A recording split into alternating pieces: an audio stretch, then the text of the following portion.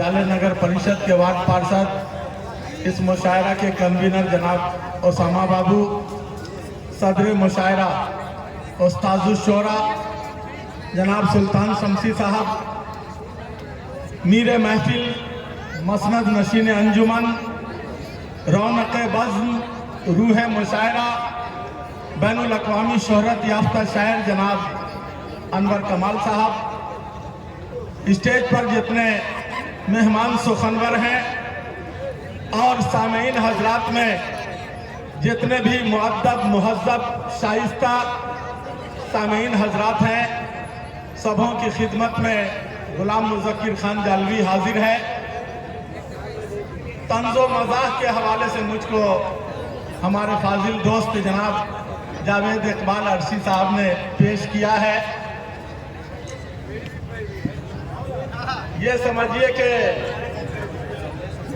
जनाब जावेद इकबाल अरसी साहब ने मुझको तंज़ो मज़ाह के हवाले से इस वक्त माइक के करीब धकेल दिया। अल्हम्दुलिल्लाह मैं कोशिश करूंगा कि आपकी उम्मीदों पे पूरा उतर जाऊं। 21 नवंबर को जलसे में भी आप तमामी हजरात तशरीफ लाएं। हमारे सुफियान भाई ने गुजारिश की कि एक बैनर लगा दिया है, ज़ारा टूर एंड ट्रेवल्स, हज उम्रा पर डोमेस्टिक इंटरनेशनल फ्लाइट के लिए टिकट बनाइए, वीज़ा बनाइए। अब बताइए मैं शेर सुनाऊं या इनका प्रचार करूं? हमारे कादिर भाई मुस्लिम नगर, उन्होंने कहा कि लेडी डॉक्टर गुलनार गजाला हर दिन जाले खान चौक पे आती हैं, उनका भी ऐलान कर दीजिएगा। बहरहाल हजरात, मैं 4 मिसरों के जरिए आप तक पहुंचने की जसारत करता हूं। वो मेरे घर में ही रहती है यारो। अभी सच कहा था ना कि हुरों के चक्कर में है।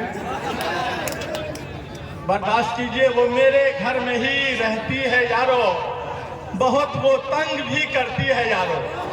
क्या कहने, वो मेरे घर में ही रहती है यारो, बहुत वो तंग भी करती है यारो, उसे कुछ बोल भी सकता नहीं मैं, वो मेरी पालतू बिल्ली है यारो।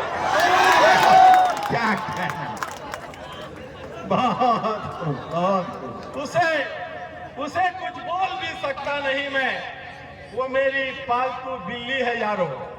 और पहले ही से कागज हाथ में ले लिया कि कहीं मौलवी लोगों के पास बहुत सा पाकिट होता है, कहीं ऐलान हो जाए, कागज तलाश करने में दुश्वारी न हो।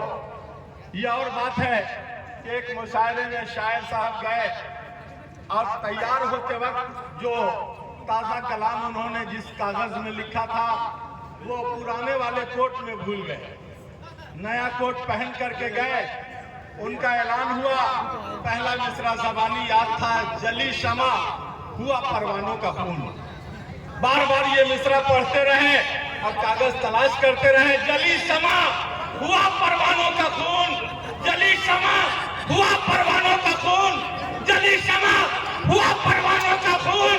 और सोचते सोचते याद आ गया कि कागज को घर ही में भूल गया, तो जल्दी में उन्होंने शेर मुकम्मल किया कि जली शमा हुआ परवानों का खून, कागज घर ही भूल गया, इन्ना लिल्लाहि व इन्ना इलैहि राजिऊन।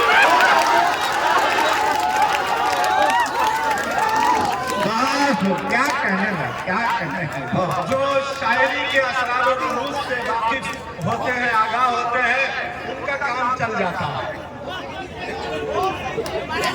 अरे मुकर्रर हो मौलाना, क्या कहा। जली शमा हुआ परवानों का खून और कागज घर में भूल गया, इन्ना लिल्लाहि व इन्ना इलैहि राजिऊन।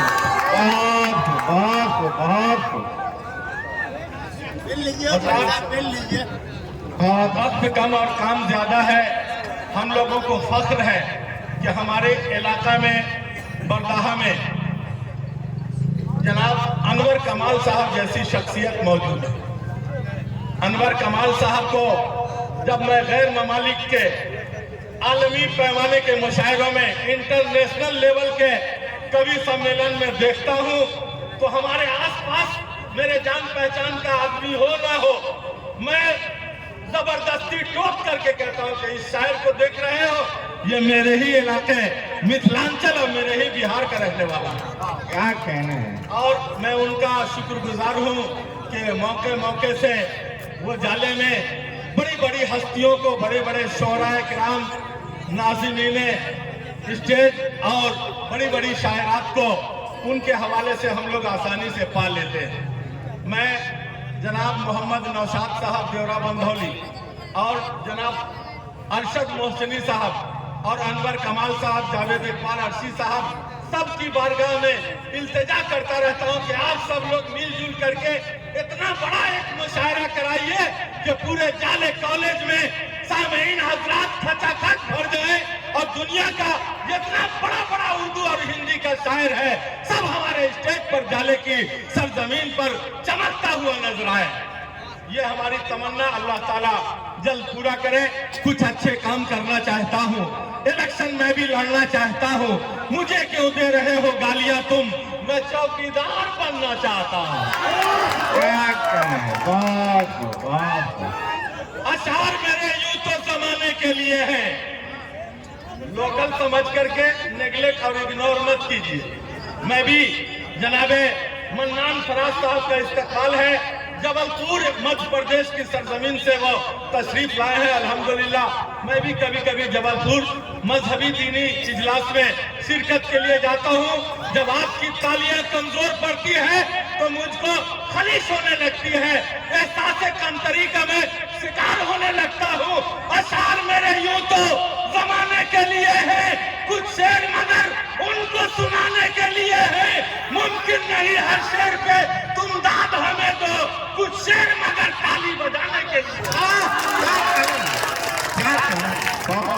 बहुत और हमारे हिंदुस्तान के माननीय प्रधानमंत्री जो पहले चाय बेचते थे, भिक्षा मांगते थे, रेलवे स्टेशन पर पेपर बेचते थे और अभी जो है एयरपोर्ट बेच रहे हैं, जहाज बेच रहे हैं, ट्रेन बेच रहे हैं, प्लेन बेच रहे हैं।